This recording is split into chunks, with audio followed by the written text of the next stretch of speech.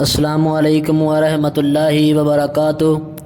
ناظرین، آپ دیکھ رہے ہیں زین مدنی اسلامک چینل اور میں ہوں آپ کا میزبان محمد زین مدنی۔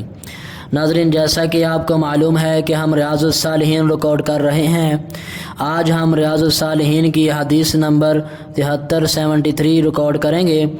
آپ سے التماس ہے کہ ہمارے چینل کو سبسکرائب کریں، لائک کریں، شیئر کریں، بیل آئیکن پہ کلک کریں تاکہ ہر آنے والی نئی ویڈیو آپ تک پہنچ سکے۔ بسم اللہ الرحمن الرحیم۔ ریاض الصالحین جلد اول، باب نمبر 6، باب التقوی، حدیث نمبر 73۔ حضرت ابو امامہ صدی بن اجلان باہلی رضی اللہ عنہ کہتے ہیں کہ میں نے رسول اللہ صلی اللہ علیہ وسلم کو فرماتے ہوئے سنا۔ آپ صلی اللہ علیہ وسلم حجۃ الوداع کے موقع پر خطبہ ارشاد فرما رہے تھے۔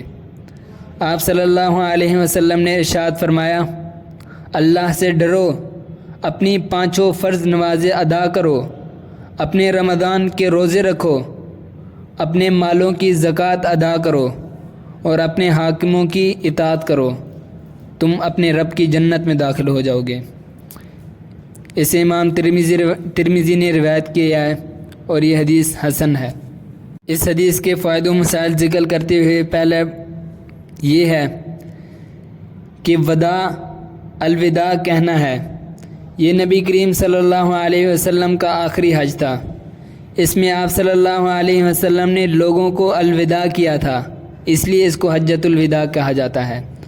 حکام وقت کی اطاعت کی یقینی تاکید ہے، لیکن وہ مشروط ہے، یعنی جب تک وہ اللہ کی معصیت کا حکم نہ دیں، اس طرح ان سے کفر صریح کا اظہار نہ ہو، ان میں سے ایک بات بھی ہوگی تو اس کی اطاعت ضروری نہیں ہوگی۔ نمبر 2، اللہ کا ڈر ہی انسان کو راہ راست پر رکھتا ہے۔ اسی اہمیت کے پیش نظر رسول اللہ صلی اللہ علیہ وسلم نے اپنے حجۃ الوداع کے خطبے میں بھی اس کی ترغیب دلائی، نیز نماز اور روزے جیسے ارکان اسلام سے بھی اسے مقدم رکھا۔ حدیث کے راوی حضرت ابو امامہ صدی بن اجلان باہلی رضی اللہ عنہ کے بارے میں تفصیل ذکر کرتے ہوئے ارشاد فرماتے ہیں کہ صدی بن اجلان بن وہب باہلی، ان کی کنیت ابو امامہ ہے۔ امامہ حمزہ پر ضمہ ہے، قبیلہ باہلہ کی طرف نسبت کی وجہ سے باہلی کہلاتے ہیں۔ ان کا نام سدئی ہے تصغیر کے ساتھ۔ یہ کثیر الروایہ صحابہ کرام میں سے ہیں۔ مصر میں سکونت اختیار کی، پھر حمص کو اپنی جائے رہائش بنایا۔ جنگ صفین میں بھی حضرت علی رضی اللہ عنہ کے ساتھ تھے۔ ارض حمص میں 81 یا 86 ہجری کو وفات پائی۔ شام میں وفات پانے والوں میں سے سب سے آخری صحابی یہی ہیں۔ کتب احادیث میں ان سے 250 احادیث مروی ہیں۔